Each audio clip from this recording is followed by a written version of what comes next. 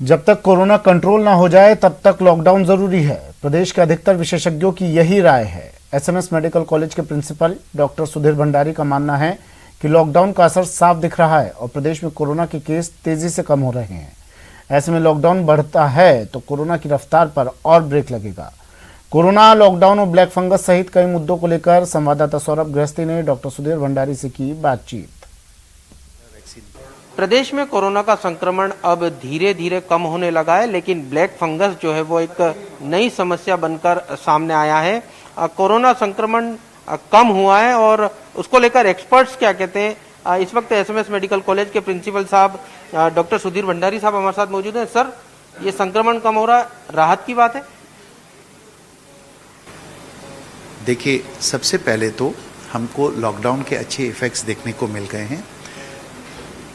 Beginning of the lockdown जब 10 मई को लगाया गया था, उस समय राजस्थान में 17,000 पेशेंट्स आ रहे थे, जयपुर में 4,000 पेशेंट्स थे। अभी at the end of lockdown Rajasthan के केसेस 4,000 हो गए हैं और जयपुर में केसेस ऑलमोस्ट 700 to 800 हो गए हैं, तो ऑलमोस्ट 1/5 केसेस हो गए हैं। लॉकडाउन एक इतना important aspect of Covid management है कि इससे इंटरपर्सनल स्प्रेड कम हो जाता है और स्प्रेड कम होने से वायरस का कंटेनमेंट हो जाता है। जितना वायरस ज़्यादा फैलता है उतना रिस्क ऑफ म्यूटेशन होने के चांसेस रहते हैं। इसीलिए जो नया म्यूटेशन भारत में पाया गया है वो बहुत एग्रेसिव है, हाईली इन्फेक्शियस है और वो 30 to 50 टाइम्स ज़्यादा इन्फेक्शियस है। अतः लॉकडाउन ही एक बहुत इम्पॉर्टेंट जरिया है इस चेन ऑफ स्प्रेड को रोकने के लिए, जब तक वैक्सीनेशन नहीं हो जाए। मैं आपको उदाहरण देना चाहता हूँ कि जैसे जैसे वैक्सीनेशन बढ़ेगा, जब पॉपुलेशन अराउंड 70% वैक्सीनेट हो जाएगी, तब हमको लॉकडाउन को डी लॉकडाउन करने का सोचना चाहिए। आप अमेरिका उदाहरण लीजिए, अमेरिका में आज करीब 60% लोग वैक्सीनेट हो गए हैं, बच्चों में भी वैक्सीनेशन शुरू हो गया है, तो अब उन्होंने थोड़ा ओपनिंग शुरू कर दिया है। अगर मैं कुछ कंट्रीज़ का आपको एग्जांपल दूँ, इटली, हॉलैंड, पोलैंड, इन सब कंट्रीज़ के अंदर मार्च के अंदर लॉकडाउन लगाया गया था। उस समय 20 to 30,000 केसेस प्रतिदिन आते थे और वहाँ पे अभी तक लॉकडाउन है, ये केसेस करीब वहाँ पे 3 to 4,000 तक प्रतिदिन हो गए हैं। तो lockdown is the only way till the people are vaccinated. और एक और इम्पॉर्टेंट चीज़ है, भारत में हमको वैक्सीनेशन को जितना जल्दी हो करना चाहिए, बिकॉज अभी हमारी सेकेंड वेव चल रही है जिसमें यंग एडल्ट्स अफेक्ट हो रहे हैं। जैसा कि हमें डाउट है थर्ड वेव भी आने वाली है, उसमें एंटीसिपेटेड बच्चों का इन्वॉल्वमेंट ज़्यादा होने वाला है और वो एक ग्रुप है जो अभी तक वैक्सीनेट नहीं हुआ है। तो अगर एडल्ट भी अनवैक्सीनेटेड रह गए, बच्चे भी अनवैक्सीनेटेड रह गए, तो हो सकता है थर्ड वेव में हमें एक एडल्ट और बच्चों का मिक्स एंड मैच मिल जाए। तो इसलिए आवश्यक है कि जब तक हमारी एडिक्वेट पॉपुलेशन का वैक्सीनेशन नहीं हो जाता, हमें लॉकडाउन के बारे में ये जानना चाह रहा हूँ, जो आपने कहा वैक्सीनेट होना बहुत ज़्यादा ज़रूरी है। ऐसे में जब वैक्सीन बहुत कम है, वैक्सीन बहुत कम आ रही है, ऐसे में कब तक हम जो है वो लॉकडाउन में ही रहेंगे या इससे दूसरी चीज़ें बहुत ज़्यादा प्रभावित हो जाएगी या फिर लॉकडाउन ही अंतिम विकल्प है? देखिए, आपको ये डिसाइड करना है, जीवन जरूरी है, जीविका जरूरी है। अगर आपका जीवन ही नहीं बचा तो जो इकोनॉमिक हार्डशिप्स है, आपकी जीविका की हार्डशिप्स है, उसका कोई महत्व नहीं रह जाता। जहाँ तक वैक्सीन का सवाल है, आपने बिल्कुल सही बोला है। अभी आपने देखा होगा हमारी गवर्नमेंट ने भी ग्लोबल टेंडर इनवाइट किया है, बाहर से वैक्सीन इंपोर्ट करने की कदावत चल रही है।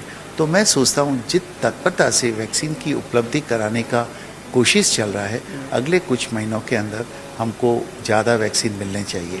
एक अच्छी बात यह है, एक भारतीय वैक्सीन है कोवैक्सीन। ये कोवैक्सीन वैक्सीन अगले महीने 2 से 16 साल तक के बच्चों में अपनी ट्रायल शुरू कर रहे हैं। फेज़ 2 ट्रायल ऑलरेडी हो चुकी है। फेज़ 3 ट्रायल 2 हफ्ते की 2 से 16 साल के बच्चों में होगी। उसके 2 हफ्ते बाद उसका इफेक्ट ऑब्जर्व किया जाएगा। तो अगर सभी कुछ ठीक चलता रहा तो पॉसिबिलिटी है कि हमारी own indigenous Covaxin vaccine for children July mid और एंड तक आ जाएगी, तो हम बच्चों को प्रोटेक्ट कर पाएंगे। सर, एक ब्लैक फंगस जो है एक बड़ी समस्या उभर कर सामने आई है। ब्लैक फंगस को लेकर किस प्रकार से एसएमएस मेडिकल कॉलेज काम कर रहा है और क्या कितने मरीज एडमिट हुए हैं, क्या क्या ध्यान रखना चाहिए? देखिए, ब्लैक फंगस एक तरह का सुपर एडेड इन्फेक्शन है।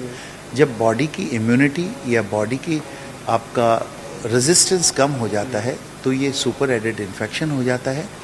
कोविड एक तरह का बहुत एग्रेसिव वायरल इन्फेक्शन है, इसमें बॉडी की इम्यूनिटी कम हो जाती है। और कुछ 2-3 दूसरी चीज़ें हैं कोविड में।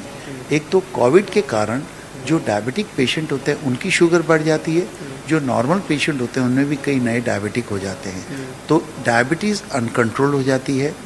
कोविड ट्रीटमेंट का एक प्रोटोकॉल है कि इसमें सेकेंड वीक में स्टेरॉइड दिया जाता है। ये स्टेरॉइड शुगर को भी बढ़ाता है, बॉडी का रेजिस्टेंस को भी कम करता है। कोविड पेशेंट्स में एक ऑक्सीजन थेरेपी दी जाती है, आपने देखा होगा कंसंट्रेटेड या डायरेक्ट ऑक्सीजन से ह्यूमिडिफायर के थ्रू ऑक्सीजन दी जाती है। तो कभी कभी उस पानी को बदला नहीं जाता है, कंटेमिनेटेड वाटर हो जाता है। फोर्थ, बीच में आपने देखा होगा रेमडेसिविर की कुछ कमी थी। रेमडेसिविर की कुछ कमी होने के कारण कई डॉक्टर्स ने स्टेरॉइड्स का against the protocol excessive use किया। तो इन सब चीज़ों के कारण, specially excessive use of steroids and uncontrolled diabetes के कारण फंगल इन्फेक्शन ग्रो हुआ। कैमरा पर्सन अविनाश के साथ सौरभ गृहसी, न्यूज़ 18 राजस्थान, जयपुर। प्रदेश में ब्लैक फंगस के मामलों में तेजी से बढ़ोतरी हो रही है। सरकारी रिपोर्ट के अनुसार अब तक 700 से अधिक मामले सामने आ चुके हैं।